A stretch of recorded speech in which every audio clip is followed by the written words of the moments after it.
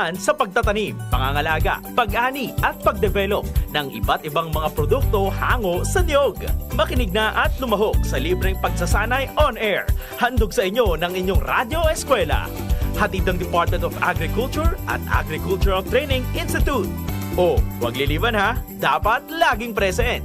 Ito ang Masaganang Kokobuhayan School on the Air on Coconut Production and Processing. Mapapakinggan sa himpilan ng DZGB tuwing araw ng Biyernes sa oras na alas 10 ng umaga sa unang Biyernes ng buwan at alas 11 ng umaga tuwing ikalawa hanggang ikaapat na Biyernes ng kada buwan. Mapapakinggan din sa himpilan ng 106.9 WGB FM Tabaco tuwing alauna ng hapon sa araw ng Biyernes. Masaganang Kokobuhayan School on the Air on Coconut Production and Processing.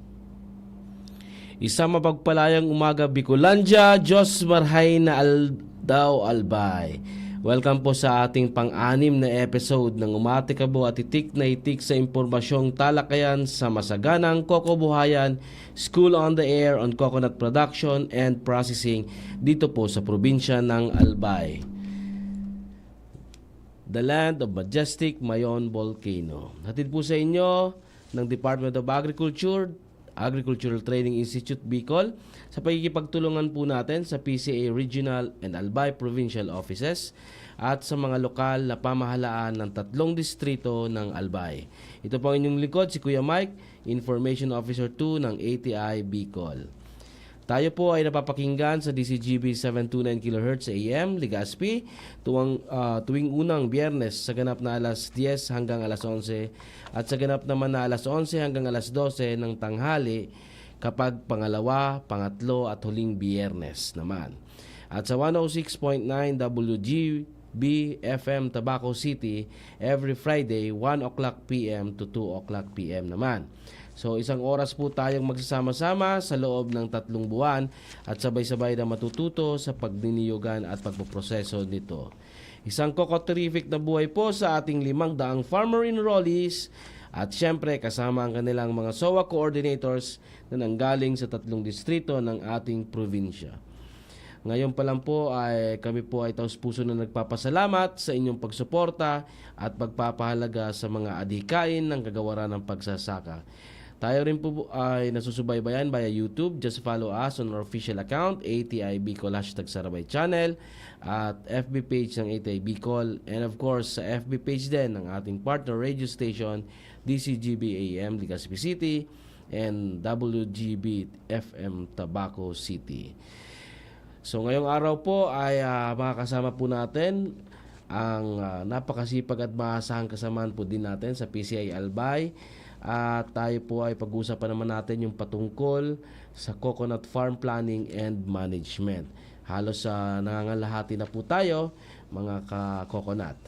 So, ang ating pong senior agriculturist ng PCA Albay, Engineer Sofia Josrin I. Bukad. Magandang umaga po, Ma'am Jo.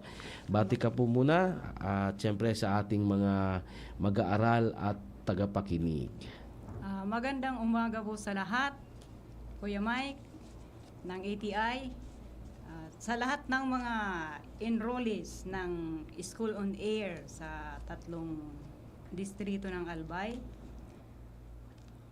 masaganang pagninyugan sa ating lahat. Okay, so last po kasi kung babalikan muna natin yung ating talakayan at topic noong nakaraang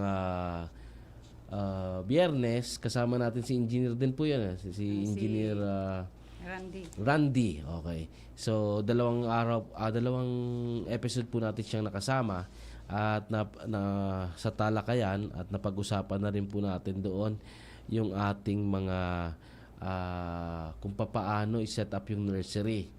So ngayon naman ay pag-uusapan naman natin yung pong papaano natin i-design na ngayon yung tataniman natin, yung farm na mismo, and papaano natin i-manage yun. So nandito po ulit si Ma'am at umpisa na natin yung ating talakayan. So ang akin pong topic sa araw na ito ay yung tungkol nga po sa kung paano ang pagpaplano at pagmamanage o pagpapalakad ng isang nyugan. So, syempre, sa una po, ang kailangan natin, pag sinabing planning, may ano po yan, acronym. Ang planning daw ay dapat SMART. Smart, okay. S represent doon sa specific or tumbok mo talaga kung ano yung gusto mong pasukan. Mm. Then measurable siya, dapat nasusukat para makikita mo kung kikita ka ba doon. Ano yung mga pagkakagastusan, yung ano yung sales mo, may kita ka ba on the process. Kasi kung wala kang kita, wag na.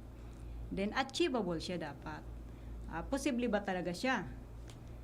Given yung mga iba-ibang considerations like financial resources, yung kaalaman ng farmer tungkol sa ganyang engagement, and dapat relevant daw. Ano ba yung gagawin mo? Akma ba yun doon sa kung ano yung pinaka-major goals mo doon sa ano? Major goal mo o long-term goal mo, objective sa yung nyugan. Then T is dapat time-bounded siya. O may simula at may katapusan. Dapat Hindi siya yung forever. dapat susunod yung kasi plano 'yun eh. Opo. So kailangan alam mo kung kailan ka mag-uumpisa at siyempre kung alam mo nag-umpisa ka, alam mo rin kung paano tapusin 'yun, 'di ba? Opo. So okay, so 'yun pala. Sabi ni Ma'am, bago tayo magplano, i-consider muna natin yung SMART, okay? Yung specific, measurable, achievable, relevant, and time-bounded. Okay. So, ano naman ang mga dapat nating i-consider before tayo pumasok sa kung ano man yung pangkabuhayan o negosyo na gusto mong pasukan relative po doon sa iyong nyugan. So, una, i-consider natin yung site, yung area ng iyong nyugan. Ano ba siya, patag o medyo Hilly or sloping area? Ano ba yung klase ng lupa doon? Climatic and agronomic factors. Then, isa pa, kung isasagawa mo ba yun, yung negosyo na yun o pangkabuhayan na yun, akma ba siya? Hindi siya salungat sa mga batas na pinapatupad ng gobyerno natin, ng pamahalaan. So, ganun po ang mga dalawa lang na dapat major consideration. So una yan Ma'am, yung site selection, di ba? Opo. Yung site selection. So dalawang consideration din po yung nasabi ni Ma'am. Na unang-una, tingnan natin kung yung terrain, ano Ma'am? Yung Opo, terrain, yung terrain. yung lugar na ating pagtatamnan. Kung yung ba'y patag, na meron bang may part na slopey or hilly. Kasi iba-iba rin po yung ano eh.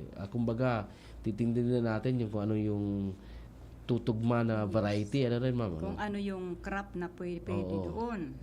Kasi kunyari, sa isang farm mo, may portion nga doon na patag, meron ding medyo lambak, or may hilly areas, or may slopey.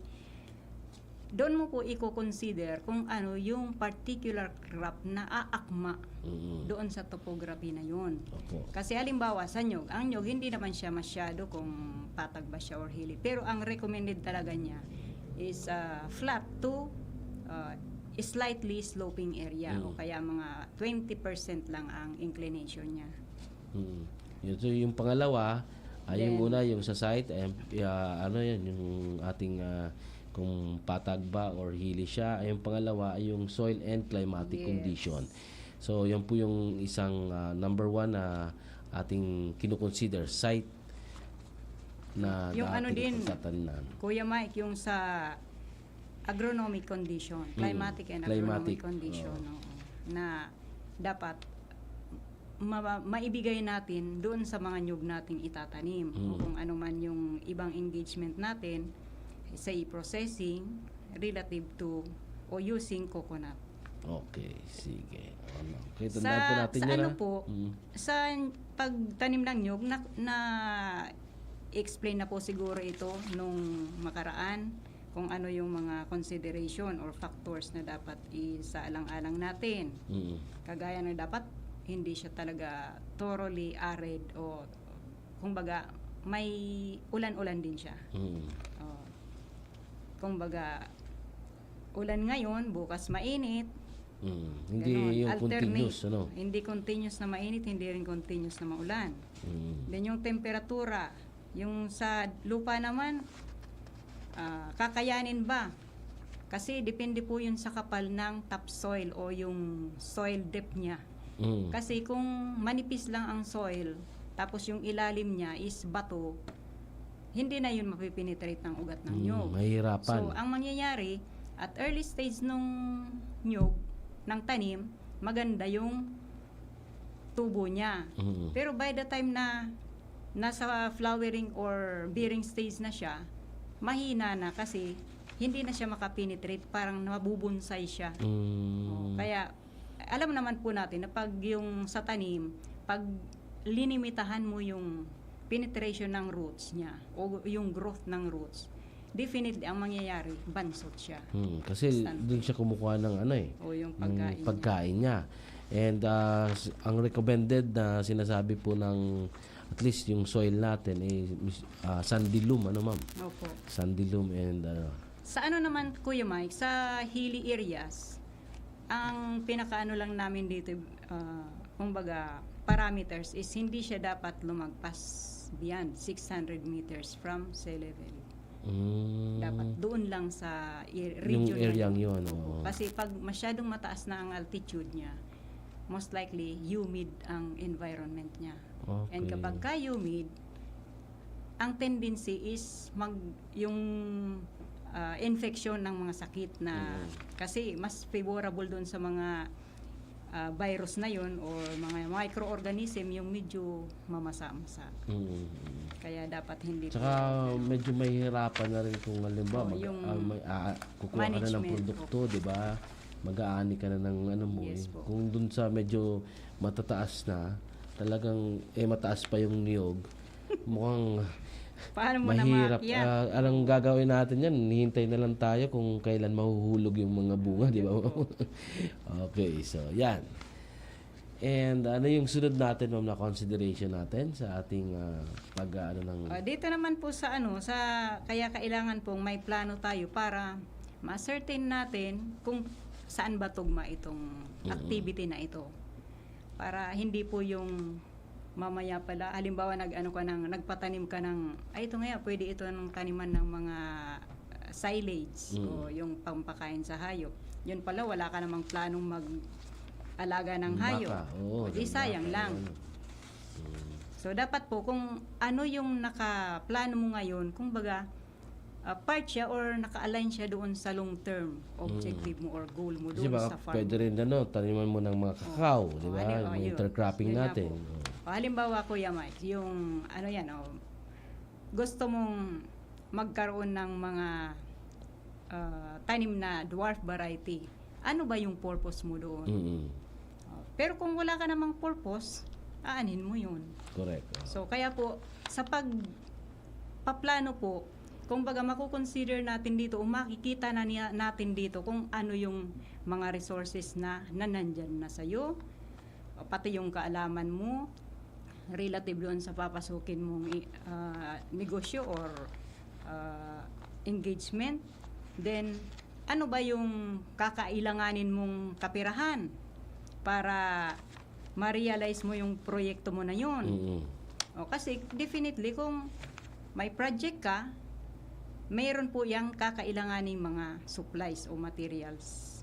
Then, kaya ba yun ng yung kapirahan? Kung hindi naman, syempre, ang option is mangungutang ka.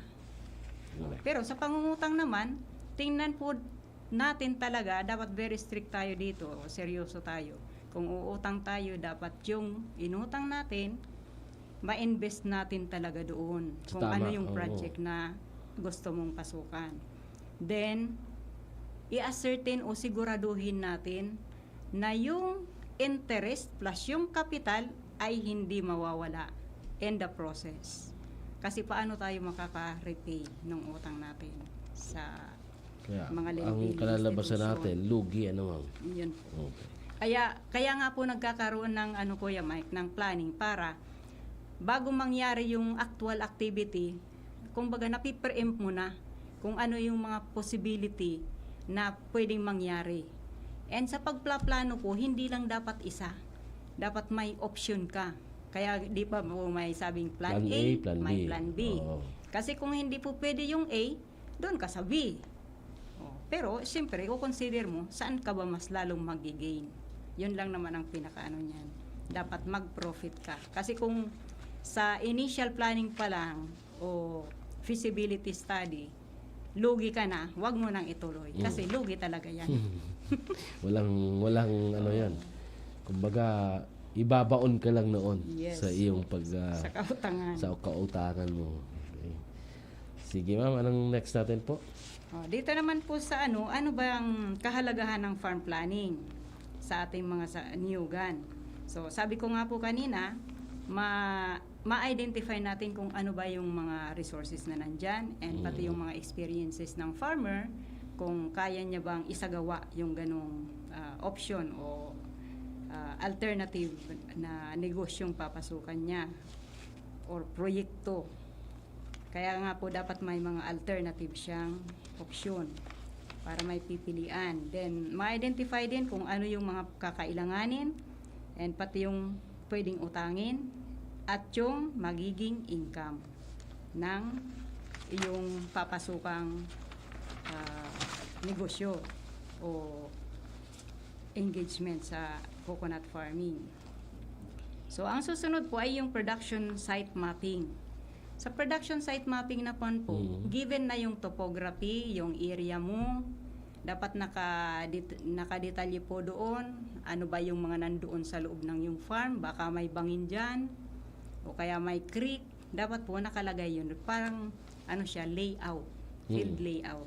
Kung merong yung parang sapa or Yun yung po. may source ng tubig. Yes. Okay. So, para po, yun muna ang identify po ninyo.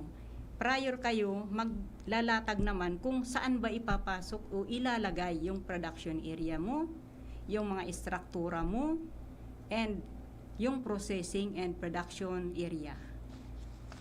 Given na po yung topography ng lupa. And yung soil condition din. Kasi kung halimbawa may portion dyan na medyo hindi maganda ang lupa, hindi mataba, most probably, ang option mo doon is look for alternative crop na hindi masyado doon sa matabang lupa. O kaya Gaya ng patabay- mga gulayan. Kaya patabain muna yung siya. lupa. Opo. Eh, And meron naman po diyang pwedeng mga alternatibo. Mamaya po, i-ano po. Then, yun lang po naman sa production site mapping. And dapat nakalagay po yun sa ganyan, parang may mapa ka. Para identified mo kung saan. Tapos saan ba dapat ilagay yung bodega? Saan ba dapat ilagay yung iyong source ng tubig, yung poso? Siyempre, malapit dun sa source. Then, yung processing mo, saan dapat nakalagay? Dapat most likely nasa gitna ng farm para yung paghahakot ng mga harvest mo hindi masyadong laborious and hindi masyadong magastos. And most probably kung may ano siya malapit accessible sa kalsada, pwede namang malapit-lapit sa kalsada. Yun pa ang mga kailangan i-consider natin. Tsaka mas maganda rin na dun sa farm plan nila ay identify nila kung ilang puno meron. Opo. Tama yun, di ba? Kasi siyempre, baka malay mo sa kabilang ano na pala yun, lupa. Yung, Hindi na or sa'yo. nakapasok na sa ibang may pagmamayari na lupa. Eh, sa kanya na palang nyug yun eh. Tapos Yun nga ikaw, po. isinama mo pa doon sa iyo. Para at least alam din natin kung ano yung ilan bang puno at ilan ba yung napuproduce noon. Para makita din talaga natin na tayo ay umaasenso yung ating yung ating production. Hindi kasi minsan kasi hindi natin na monitor. So ngayon akala natin okay lang kasi may kahit at least meron tayong nakukuha, na produce. Pero yung pala ay mababa doon sa expected na dapat natin. Kumbaga, para din ma-maximize din natin kung yung bang punong yun ay siguro kailangan ng kailangan ng palitan, di ba? Para kasi hindi na siya productive. So at least yung pagmo-monitor natin ay laging nandun, ano ma'am? Para Tama ka, Kuya Mike. kita Kailangan natin. po talaga may inventory ka ng existing na tanim mong nyug. Ano ba yung mga age bracket niyan? Para more or less, mapoproject mo. Given na ano ba yung yield potential nito, ma-average mo yon. And from that, makukuha mo na kung ano yung expected mong harvest volume. So, kung papasok ka, magpo-processing ka, ang tanong dyan, sasapat ba yung pagkukunan mo ng raw materials? O, kasi kung yung kakailanganin mo sa pagproseso, example, halimbawa, 100 isang araw, kaya ba yun na ma-supply ng yung nyugan sa ngayon? So, baka kailangang mag-replenish ka. Ang replenishment po, ang ibig sabihin niyan is magre-replant ka ng nyug, but not to the extent na siksikan naman. O, saka may ano po dyan, may strategy po ang pagtatanim ng nyug. Gusto nyo lang maraming puno ng nyug sa 1 hektarya, pwede po yan. Kahit 300 pwede. Pero ang strategy, taniman mo muna ng 100, then after 20 years or 30 years, mag-intercrop ka in between nung puno ng nyug, 100 naman. Then after 30 years ulit, doon naman sa row, another 100. So, kasi ang kagandahan po ng ganyang sistema, hindi nagkukumpit yung mga tanim na nyug doon sa sunlight. Kasi very vital sa coconut industry o sa nyug yung talagang bilad siya sa araw. Okay. So, pag ginawa nyo po yan na say, nagtanim kayo 1 beses lang, 300, wala kayong ma-harvest na maganda dyan. Kasi, ano siya, kumbaga may shaded siya. O, dapat hindi siya masyadong shaded. So, pag ganon ang tanim mo, staggered, lahat sila exposed sa sunlight. So, marami kang puno ng nyug. Sabi ko nga, pag may mga intercropping po kayo, imagine yung 1 hektarya mo, tinaniman mo pa ng saging. O, may another 1 hektarya ka ng saging. O, di 2 na. Tapos may, ano ka pa, kunyari, luya sa ilalim naman. O, another 1 hectare. So, yun po ang kagandahan dyan sa pag-i-intercrop. Mamaya po, ano din natin yan. Papasadahan din natin yan. Yan, okay. So, yung ano natin ay kailangan din natin yung tawag dun, yung consider natin yung ating aside from considering the site, ito dun din yung pag nagtanim na tayo kasi siyempre bawat tanim, lalo sabi kanina ni ma'am, ay kailangan ng niyog ang sunlight. So kung sabay-sabay naman talaga yan, ang growth niyan ay may mga mabadi-deprive ng sunlight doon. Pero kung pa 100 this year, tas next 10 years, ganito na naman. So kung makikita ninyo, parang hagdan yung mga laki na. So hindi na siya, hindi na siya magkukulang doon sa ating sunlight na kinakailangan ng ating mga tanim. Lahat sila is nakabilad.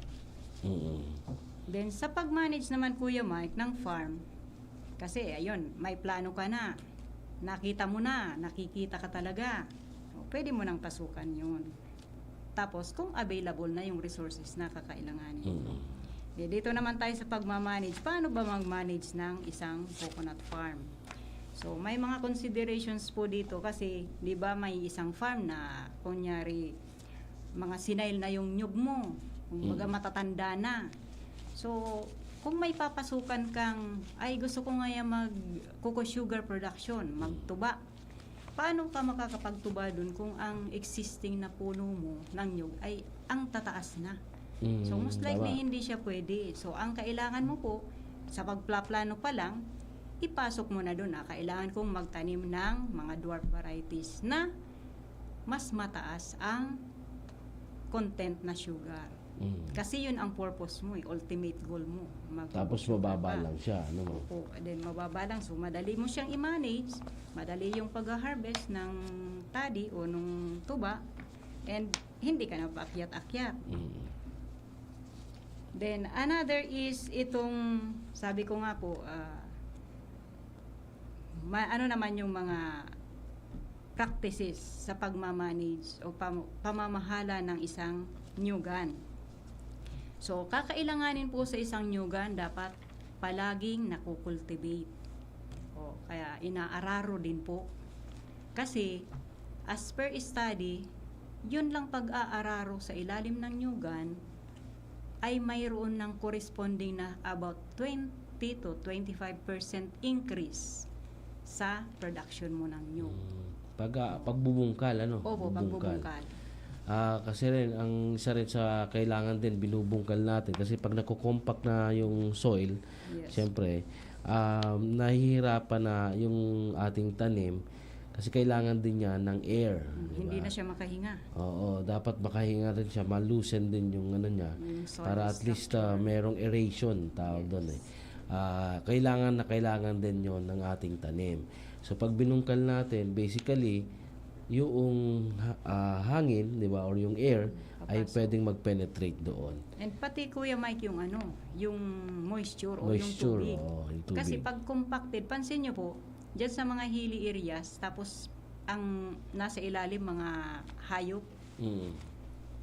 lalo pag yung klase ng lupa is clayey. Tapos ginawa mong pasture ngayon, Mm. definitely ganyan ang mangyayari. Compacted ang lupa, then by the time na umulan, run off lang, dadaan lang yung tubig, Tama. pero hindi siya naka-absorb Penetrate, doon oo. sa, hindi niya na-penetrate yung Kumbaga yung surface. sinasabi mo ay yung laging naaapakan. O yan. O, di ba? Pag naapakan siya, kahit tao, kahit ng hayop, pag lagi-lagi, sa katagalan din, nakukompact na po yung... Nasisiksik. Okay. O, kumbaga. So, una ay kailangan yung soil Tillage. tillage. O, Okay. pagbubungkal ng lupa. Okay. Para, ang isa pa po marami kasing advantages ito, Kuya Mike.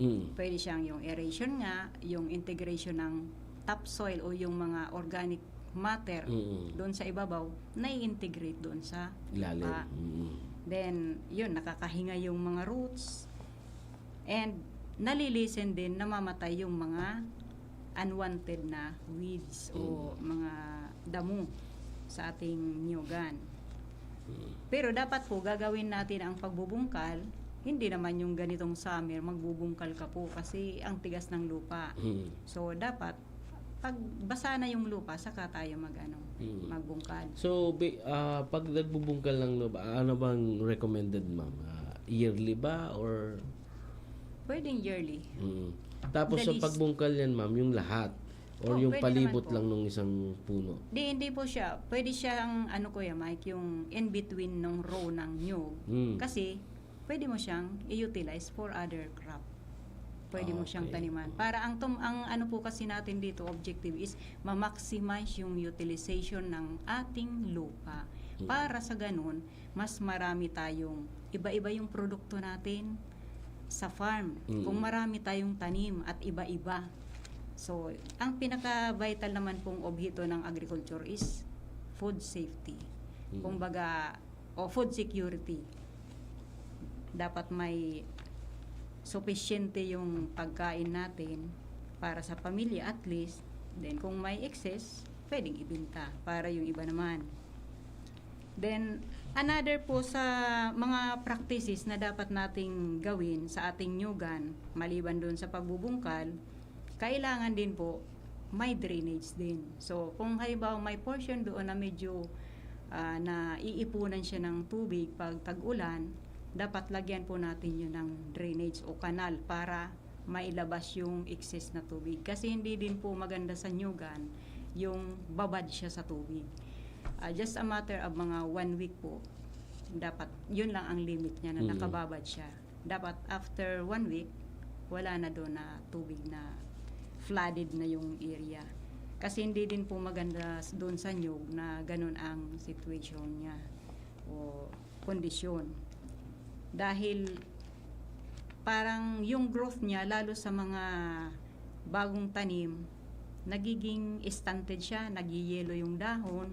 Then, sa case naman po ng mga namumunga, bumababa din yung number of nuts na napoproduce nila pag ganun ang sitwasyon. Sobra naman ang tubig. Dapat ano lang siya, tamang-tama lang. Then, another practice po, maliban dun, is yung, di ba, may pagbubungkal tayo, may drainage, yung pagmamulching. Ang pagmamulching po, ang ibig sabihin po nito, is yung mga natuyong dahon, damo, o kumbaga yung mga farm waste natin dyan, itambak natin dapat doon sa puno ng nyog. Yung bunot. Halimbawa, bunot. Kagaya po nung hindi naman ginagamit yung bunot kasi kadalasan po ang practice ng farmer, paka-harvest, bubunutan na. Tapos iiwanan na yung bunot doon, dadalhin na lang yung whole nut. So, yun po, pwede yun gawin nating fertilizer. Mulching. Kumbaga, itatakip lang natin doon sa pinakapuno ng nyog. Palibot lang. Oo, palibot. Kagaya po nung nandyan sa picture, drainage. Pakisunod na po sir yung sunod na ano yan, slide. Then, ang ano po dyan is yung nare-retain yung moisture sa ilalim ng lupa. So, kahit tag-init siya, pag may mulching siya or may cover doon sa ibabaw ng puno ng nyog, hindi nag-evaporate yung... Yes, nare-retain yung moisture. And kapag mamasa-masa po, sigurado tayo na may microbial activity doon. Correct. Kaya pansin nyo po, mas maganda yung tubo ng ating mga pananim. Then another is na iiwasan din yung pagtubo ng damo doon sa pinaka-immediate base ng nyog. So no need ka nang magpa-linis doon kasi may weed control ano ka na doon, measure. Okay. So, yun. Yung una nga, ma'am, ano natin? Yung pagbubungkal? Yung pag ano natin, soil tillage, no? Soil tillage. Okay. Pagbubungkal. Pangalawa? Drainage. Okay. Observe dapat yung proper drainage. Pagmumulching. Pangatlo, yung mulching. Opo.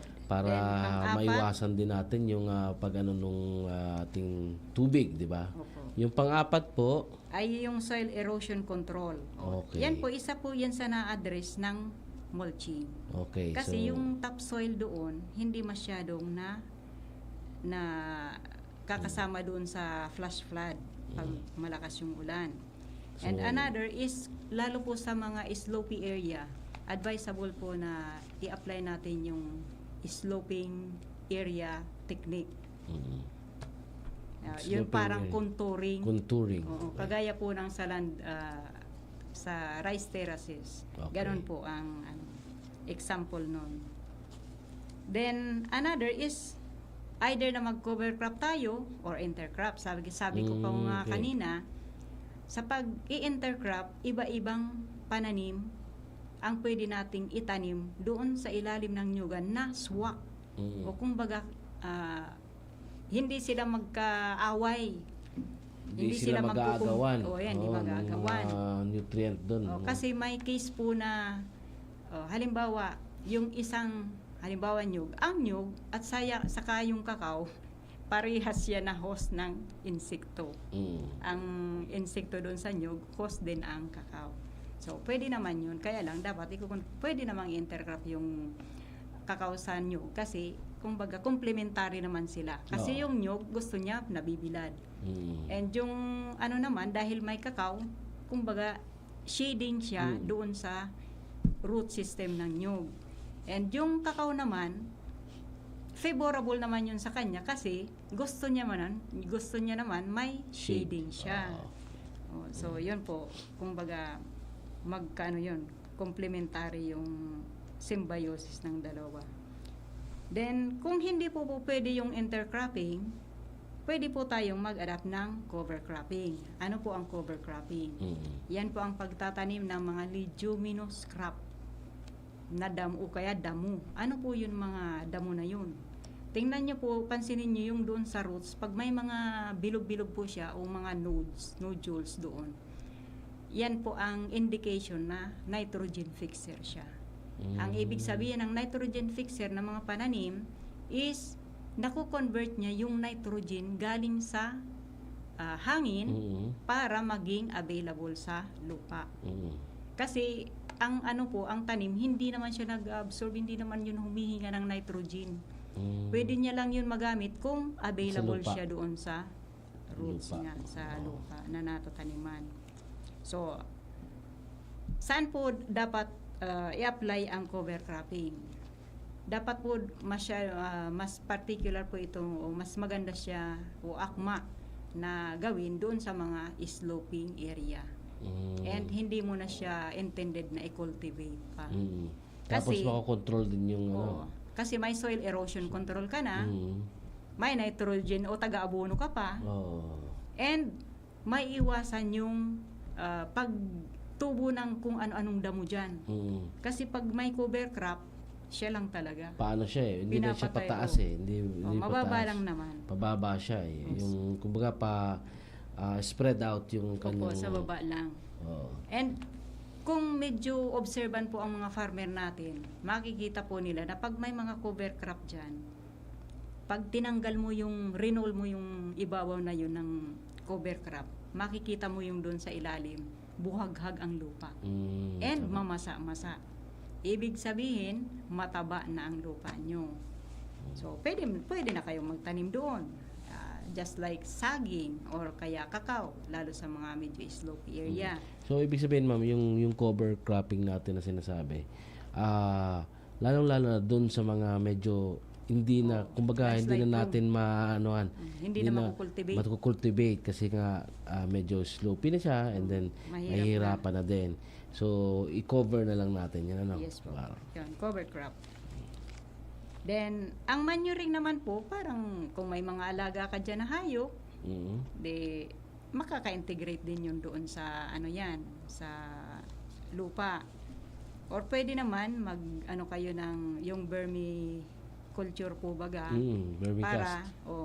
para yung ibang mga farm waste diyan, pag medyo decompose na siya, ipakain nyo doon sa vermi kasi yung mapuproduce yung kumbaga tae ng vermi ay mas magandang klase yun ng organic fertilizer. Kasi na-enhance na siya dumaan na sa proseso, kinain ng vermi. So, yan so far ang pinakamagandang organic fertilizer so far ang vermicast. Dahil yung may enzyme eh. May Opo. enzyme na ano. And pwede pa din yun, Kuya Mike, na gawin nilang vermi tea. Yung vermi tea naman, pang-spray. Parang foliar fertilizer siya. And pwede din siyang gawing parang insecticide, parang insect repellent. Repellent. Opo. Ladagdagan na lang yun ng kunyari sili o kung ano man na pang patay talaga sa mga kulisap. Then kung kinakailangan na talaga, halimbawa ginawa mo na yung mulching, nag-organic farming ka na, in-integrate mo na yung mga farm waste mo doon sa lupa, and yet kulang pa din, pwede naman mag-augment po kayo by using inorganic fertilizer. Kaya lang nga, mahal ang inorganic. So, makipera po yun. So, mas maganda na lang po na yung organic na lang. Saka, sabi ko po doon sa mga measure na dapat i-adapt natin sa farm, yung alinsunod din po sa mga batas ng Pilipinas. Kagaya ng bawal ang pagsisilab ng mga farm waste o to yung dahon Susunog. dyan, pagsusunog. Kasi po, pag nagsunog tayo, nakakadagdag tayo, isa tayo sa contributor para sirain ang ating kapaligiran. Kasi po, nasisira ang ozone layer niyan. Green gas. Opo. Greenhouse gas. Yes. Ang Ang sinasabing ozone layer, yan po yung parang layer dyan sa atmosphere natin, sa space na nagko-control ng mga radiation direct. na galing sa araw. Kumbaga yung mga hindi magandang radiation, nagbabounce back yan doon. Pag tama niya sa ozone layer, balik siya doon sa taas. Samantalang pag sira na yung ozone layer mo, lahat yun, magmaganda o hindi magandang Papasok na yan. radiation, papasok na yan sa ating earth surface. Kaya nga po, painit ng painit ang mundo natin, gawa ng ating pagsusunog. Then, kaya dapat po iwasan ang pagsusunog. Imbis na magsunog tayo ng mga farm waste na yan, gawin na lang nating compost para may pang-abono tayo, alternative na pang-abono. Yes, okay. Yan po. So, in case naman na mga sinail na nga po, inabunuhan mo na, and yet hindi pa rin, kumbaga, hindi umuobra yung abono, siguro, it calls for replanting na. Kailangan ng palitan yung mga napakatataas na at napakatatanda ng mga puno ng nyug. Na hindi na productive. Hindi na siya productive. Okay. So, yun lang po. Pero dapat may permit galing sa PCA. Kasi kahit isang puno po, pag nahuli kayo on the act na nagpuputol, kulong kayo, diretso kayo sa kulungan. Kahit isang puno lang. And mind you po, sa mga barangay po, may nangyayari nito na minsan yung kapitan lang ang nagbibigay ng permit. Hindi po kayo allowed na magbigay ng permit to cut, kundi PCA lang. So sinasabi mo, ma'am, na ito rin ay kasama din dun sa sinasabi ng replanting and thinning, di ba? Opo.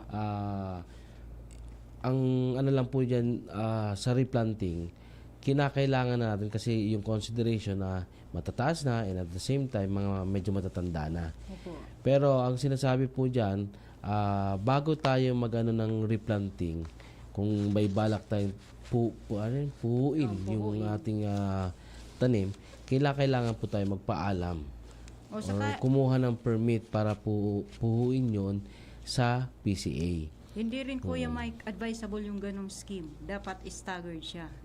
Kumbaga, selective lang muna. Kung ano ba talaga doon yung hindi na talaga namumunga. Oo. O yun lang muna. So, ang ibig sabihin niya, puputulin, ma'am, then replace.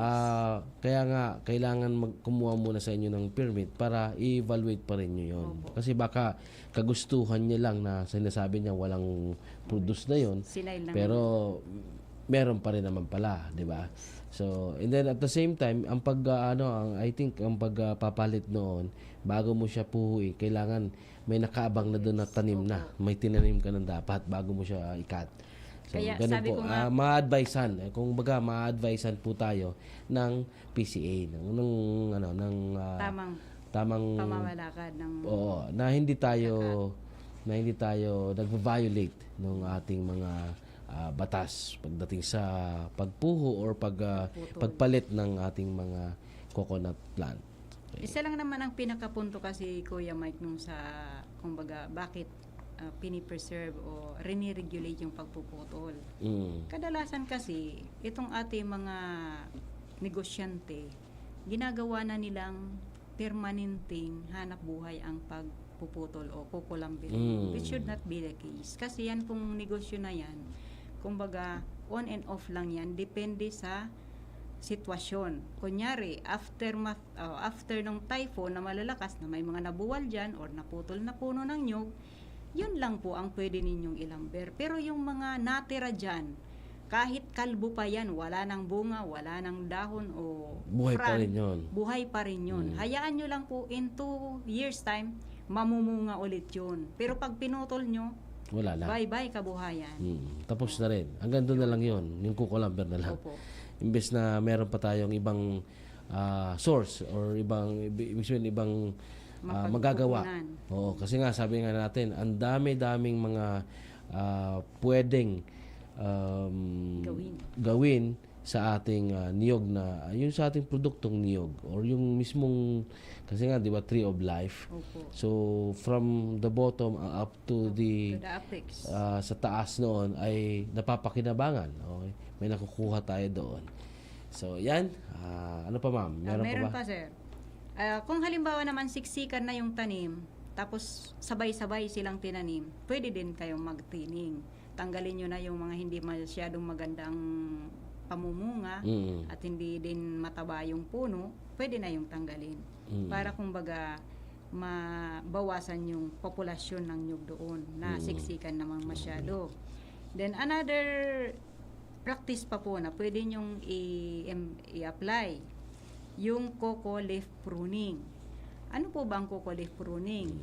Ito po yung sinasagawa doon sa matataas, medyo mataas ng nyog na para mabawasan yung shading sa ilalim. Kasi kung halimbawa magtatanim kayo ng ibang commodity o ibang Intercropping. crops, opo, Intercropping. na nangangailangan din ng sunlight. So, pwede pong bawasan yung canopy ng nyog. Yun po ang tinatawag na coconut leaf pruning. Tatanggalin mo yung mga frond o palapa sa Bicol na hindi na siya functional. Alin Kumbaga, ba yun? yung mga nauna. Alin ba yun? Kung mature na yung nuts na nasusupport ng frond na yun, pwede nyo na yun na putulin. Kasi wala na rin naman siyang epekto doon sa physiological ng tanim, ng nyog. So, ang iba po bagang mga frond nakalaylay na lang sa baba. So, pwede na po yung tanggalin, yung mga nakalaylay na yun. Pwede na yung gawing walis tingting. Opo. Okay, di ba? Pero wag susunugin yung mga remnants nung dahon. Oo. Paano na lang, pabulukin na lang. Pwede nga, yung sinasabi ko kanina, pwede yung i-mulch na natin, o ipaikot na natin yun dun nga sa puno ng ating niyog. So yan, And ang kagandahan kasi coconut yan- leaf pruning, yung pagbabawas ng ating Ng mga dahon. dahon. Okay. Yan kasi Kuya Mike, kumbaga, yun, maliban po doon sa nagbibigay siya ng kumbaga space din doon sa ibang tanim para din siya sa sunlight, makasagap din ng init, kaya yun pong coco leaf pruning sinasagawa. Basta wag lang puputulin yung kumbaga, basta ang pinaka lang po nito, rule of thumb, lahat ng frond na medyo matanda na and supporting ng mature ng nuts, pwede na po yan tanggalin. Okay. Paano ang pagtanggal? Di po puputulin lahat ha. Dapat may ititira at least mga 1 meter galing doon sa pinaka-base nung palapa. Mga 1 meter po yan bago mo putulin. Para kung meron pa siyang bunch na sinusuport, hindi malaglag. Wow. So ibig sabihin, hatiin natin yung isang ng dahon o yung palapa, di ba? Kalahati muna ang tatanggalin natin. Kasi pruning lang naman sinasabi, pruning. So babawasan natin 'yon. And then pagka wala na yung sinusupport niya, pwedeng yung natira, pwede nang tanggalin. tanggalin. Okay, so sige. Yan lang naman po ang pinaka-salient feature ng kung paano ba ang Manage. manage ng isang nyugan. Hindi po yun justifiable na, hindi na kasi namumunga yun. Dapat po gumawa tayo na, kagaya po ngayon, bakit madalas ang opsyon ng farmer is putulin yung nyug? Hindi na ngayon, ma'am, yan, profitable ang coco farming. So, sabi ko po nga, bakit? Sa pag-harvest pa, alin ba dyan ang mas mahal? Di ba yung buko kaysa doon sa mature? Di magbuko kayo. Buko pa lang, ibenta nyo na. Para kumbaga, mas malaki yung profit or kita nyo sa pagnyunyugan. Okay. Kasi yung pag-mature na, gagawin na lang naman yun, kopras. Kasi po, ang nyug, sabi ko nga po, lalo po dito sa ating mga mahal na magninyog, huwag po tayong manghinawa sa pagtatanim ng nyug. Arugain po natin ang ating nyug. Kasi sabi ko, para kayong si Santo Niño. Hawak na ni Santo Niño ang mundo. Kayo, hawak nyo din ang inyong mga sariling tanim na nyug. Kaya sabi ko, walang mapuputol dyan na nyug o puno ng nyug kung hindi kumbaga ipinagkaloob din ng farmer. O pag hindi kayo pumayag, walang mapuputol na Tama, nyug yan. tama. Okay. So, it's a matter of, kasi ikaw yung may-ari nun eh. Kung ikaw yung may-ari noon, so sa'yo man nakadepende yon. Yun po. May isa pa pala akong Kuya Mike. Dito po kasi sa coco industry, o coco farming man yan, para po kasi hindi nakikita ng farmer yung relevance ng nyug na ang iniisip lang nila, ito lang ang kita ko, kaya mas maganda pa ipaputol na. Alam nyo po kasi, ang real situation nitong ating coconut sa world market, 2% lang po ang composition ng coconut sa iba't ibang mga animal, kumbaga plant-based na source ng oil o ng langis. So, hindi po tayo makapag-close deal doon sa mga kinakailangan ng ibang country na gustong umangkat ng mga nyug and cocoa byproduct kasi nga hindi natin kayang supplyan yung pangangailangan nila. Kasi po once na nakipag-agreement po kayo ng ganyan na ako magsusupply, kunyari ilang tonelada, 10 tonelada kada araw, kaya ba natin? So kaya nga po ang ano ngayon ni President Bong Marcos is intensify yung pagtatanim para po magkaroon tayo ng maraming puno ng nyug and marami din ang expected na magiging production natin. Kumbaga ma'am, sinasabi natin na sa atin pa lang kulang na nga. Yun nga. Diba? So, yun talaga po ang medyo magdo-double time tayo sa part na yon. Kasi nga maraming kumbaga maraming mga hindi lang oil eh. Kumbaga marami Yung pang pwedeng gawin na pagkakagamitan. doon sa ating produktong niyog. Okay. So, ayan. Medyo marami yung ating naibigay ni ma'am and sana po yung ating mga enrollees, yung ating mga estudyante at yung mga tagapakinig natin nakuha nyo po yun kasi napakahalaga yun kasi mga consideration yun sa ating farm, coconut farm or yung ating plantation. And inaano ko lang po na lalong-lalo sa ating mga mag-aaral dito sa School on the Air, tayo po ay sabi ko kanina nangangalahati na tayo sa topic. So since di ba sa eskwela pag nangangalahati na nagkakaroon na po tayo ng midterm exam. Okay? So asahan niyo po na may ipapaano na po kaming mga para ating parang midterm quiz or midterm exam yon na ibibigay namin sa ating mga coordinator at iyon ay ibibigay din sa inyo para sagutan ninyo. Para at least makita natin ay kung tayo ba ay medyo natututo din. Okay. So, yan. By the way, siguro by next week kasi mag-ano kami,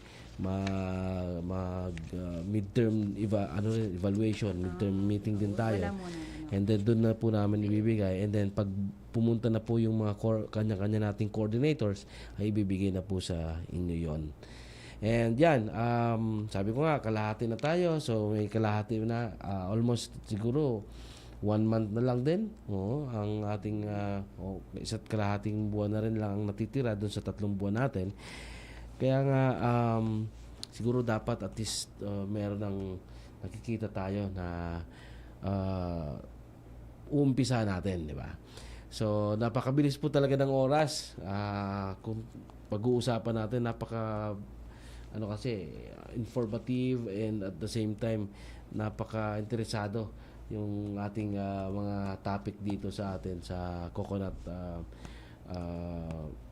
products na or yung ating mga coconut tree, di ba? So, yan, maraming salamat, Engineer Joe, sa pagpapaunlak. Salamat din, Kuya Mike. Opo, nasamahan po ako ngayon dito sa ating episode ng Masaganang Kokobuhayan School on the Air on Coconut Production and Processing dito po sa probinsya ng Albay. Ma'am Jo, yung mga ano po, baka gusto mong meron ka bang mga Announcement? enrollees or may mga Yung ano lang po, shout out ko doon sa mga enrollees na patuloy na nakikinig at nag-aaral para matuto. Wala ka Paano naman ba area, ma'am, pag-inugan? walang area? Walang Wala po area. akong Okay. So, yan. So, si ma'am po ay dito sa office talaga. Pero buong... Ito ang pang-closing, Kuya Mike. Ang sabi nga, ang wastong pagpaplano daw sa ating mga nyugan at tamang pangangalaga nito ay namumunga ng masagana at maunlad na kinabukasan sa ating pamilya at pamayanan. Yan. Okay. So, para din yan yung family planning din di ba? Yung Pinaplano. Kasi nakaplano siya para hindi tayo nangangapa parang yung ano natin yung ating future ay hindi siya suntok sa buwan, di ba? So, sabi nga ni ma'am, realistic doon sa atin na Relevant. relevant yung ating pinag-aaralan. Okay. So salamat po sa ating 500 enrollees at sa mga coordinators. Of course, sa PCA, headed by our acting RM, Marlon M. Tirado. Sa mga kasamaan po natin sa PCA Albay, headed by Sir Alvin Trespeses. Sa DARF 5, Director Rodel Tornilla. At syempre sa aming napakasipag na Center Director ng ATI 5, Ma'am Elsa Parot. Sa aming Section Head, Section Chief, si Ma'am Primalo Imperial. At sa buong puwersa ng ATI Bicol. Nakasama din po natin sa technical side, si Sir Ronald Baldo and Jerome Nico Martinez. Maraming salamat po sa pagsubaybay, pakikinig at panonood. Sa susunod na Biyernes, sa oras na alas 11 hanggang alas 12 ng tanghali pa rin po, dito lamang sa DCGB AM Legazpi City, and 1 o'clock PM to 2 PM sa WGB FM Tabaco City naman. At ito po ang inyong lingkod, si Kuya Mike. Angat coconut tayo sa isang masagana, matatag at progresibong industriya ng niyog sa bansa. Diyos mabalos, Bicolandia. At yan ang masaganang Kukubuhayan, School on the Air on Coconut Production and Processing. Live sa inyong Radyo Eskwela. Ang programang ito ay handog sa inyo ng Department of Agriculture at Agricultural Training Institute. Abangan sa susunod na Biyernes, masaganang Kukubuhayan, School on the Air on Coconut Production and Processing.